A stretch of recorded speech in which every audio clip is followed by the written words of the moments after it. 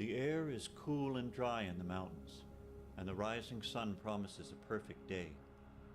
This is Jordan, the home of one of the new 7 wonders of the world, the ancient city of Petra. The people who built it have disappeared, but they left behind one of the world's great marvels, a fabulous city carved directly into the face of towering red limestone cliffs. To get there, visitors have to travel more than 1 kilometer through the Sick, a natural passage cut deep through the mountain. In places it's only 3 meters wide, but that's room enough for the horse carts that carry tourists back and forth. For centuries, Petra was a lost city, unknown to the outside world. Then in 1812, a Swiss explorer named Johann Ludwig Burckhardt walked through this passage. This is what he saw.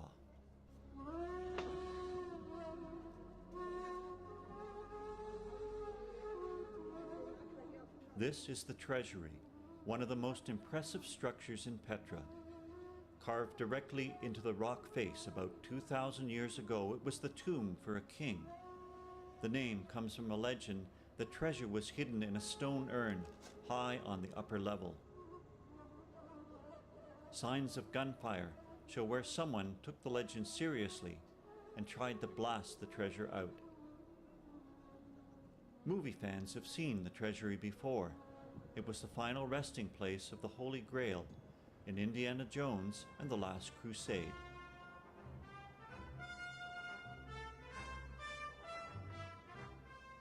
Petra was built starting in the 3rd century BC by the Nabateans, a people who controlled the spice and silk routes from Damascus to Arabia.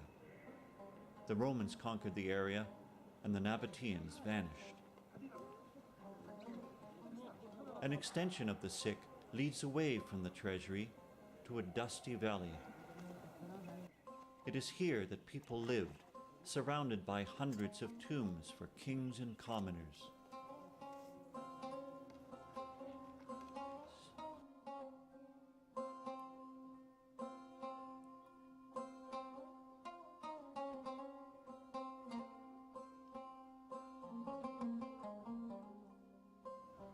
Some were communal affairs. This grand facade leads to the grave for 12 people.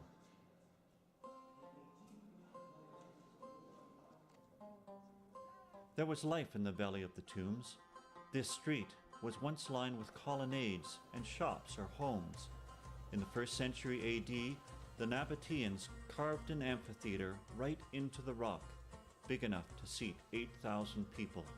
And just down the road is Qasr al-Bint, an important temple to the god Dushara, and one of the few freestanding buildings in Petra. There's other history here too. Christianity came to Petra in the 4th century AD and left its mark in the ruins of a Byzantine church. Little remains of the structure, but inside are some of the oldest Byzantine mosaics in the world.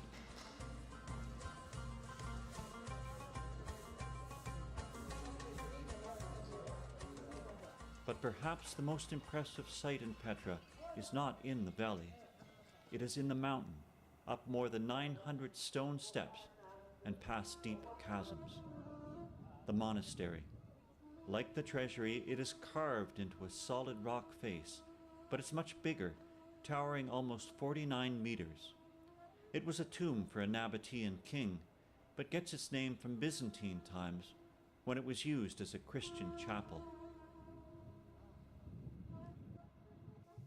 Petra has been a UNESCO World Heritage Site since 1985 and is Jordan's most important tourist site. But a few Bedouins still camp here, tending goats and selling craft items to tourists. Those tourists may be a threat to Petra's future. Since being named one of the new 7 wonders of the world in 2007, tourism has shot up, increasing the wear and tear.